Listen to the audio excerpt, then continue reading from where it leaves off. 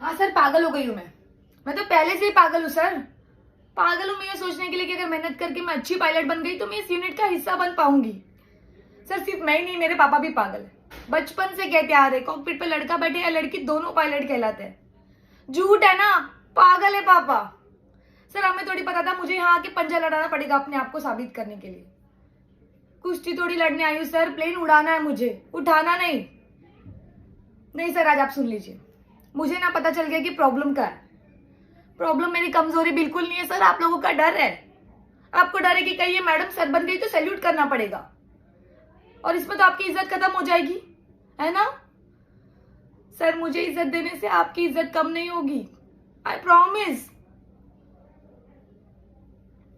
छोड़िए सर, आपका ये डर, आपका ये सच, आपकी ये पार्टी और आपकी नकली मर्दानगी, आपको मुबारक। जय हिंद।